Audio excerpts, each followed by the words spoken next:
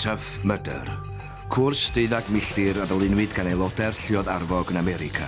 Cystadleuaeth annioddefol sydd bellach wedi cyrraedd gwledydd Prydain. Drwy gydol y flwyddyn, mae miloedd o gystadleuwyr wedi wynebu'r her. Ac wedi cael sioc drydanol i'r system, ac yn y cymal nesaf yn y gogledd orllewin, bydd y lle yn ei chanol ni. Adeg hynny, mi fyddwn ni'n dilyn ôl traed trefelwyr Eryri, yng nghystadleuaeth gleta'r byd. Grŵp o ffrindiau o ardal Dyffryn di'r rhain. Ond am ychydig oriau pob mis, mae'r cyfeillgarwch hwnnw'n cael ei wthio i'r eitha wrth i'r hogia droi'n uned sy'n cydweithio. Annog ei gilydd. Heb anghofio am bwysigrwydd disgyblaeth. Da chi'n gwrando beth ni'n dweud, na ddim byd. A mi fyddwn ni'n ei gweld nhw a'i cyrnat wal ar sawl achlysur ar hyd y daith. Basdads Gwirion.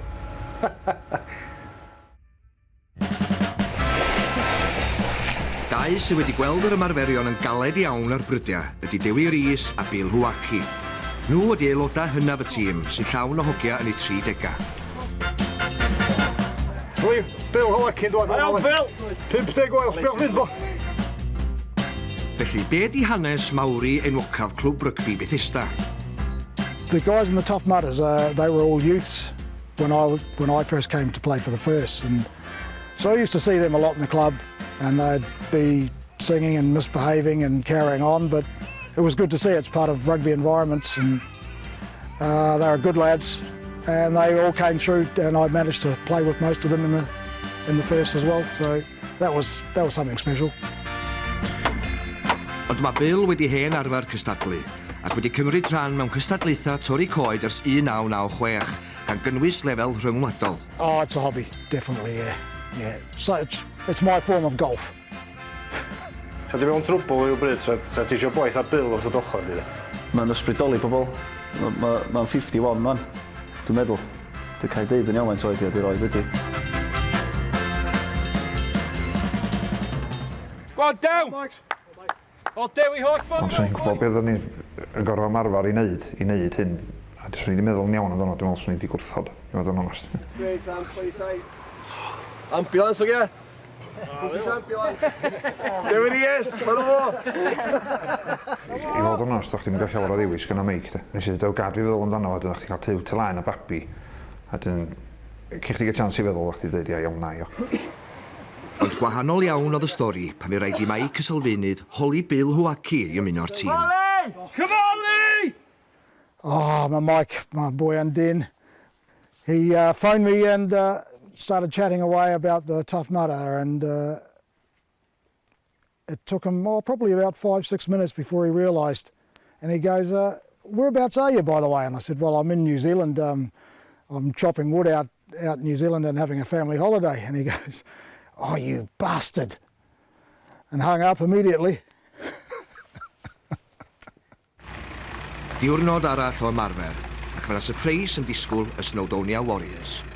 Mike, Swn i'n mynd? o'n i'n ama. Secret is out.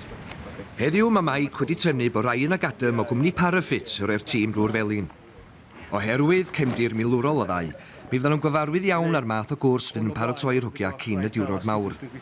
Ond mae rhai yn poeni am y pwysau fi rhaid gario. Dim mwy na 15k, ia? Ond mae'n gwahanol pwysau fe fydd.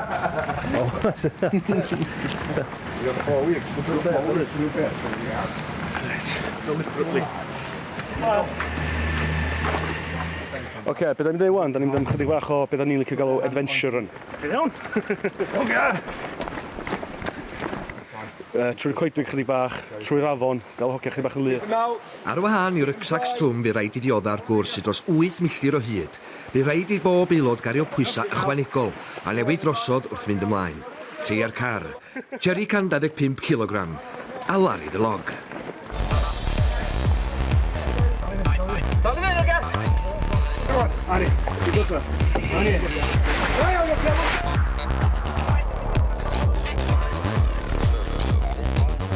Ni, well done. Look out, sir. nes i dalwyd i fyny efo'r un para bootcamp. Tro gyntaf erioed i fi wneud. Ges i chwtio fel fach, o'n i'n meddwl na, torri gwynt o'n i'n mynd i wneud o'n dynafol. Felly ydy bod y rhai hynnaf yn y tîm yn anfantais? I think you're as old as you let yourself feel, I suppose. Pan oedden ni'n neud yr sesiwn efo Rhan a Adam, oedden ni redag i fyny at tua 8 milltir efo byrgyn sy'r cefn efo 10 kilogram yno fo. A ers hynna dwi wedi bod yn rhedag efo byrgyn a mae'r hogia wedi bod yn galw fi'n sherpa felly bod fi'n cario bethau. Na, dwi'n mynd i gario byrgyn ar y dydd. Na, eich ddoi efo fi jyst am hwyl, ond fy'n cania fydd yna fod yn byd arall. Allan bach i sigar.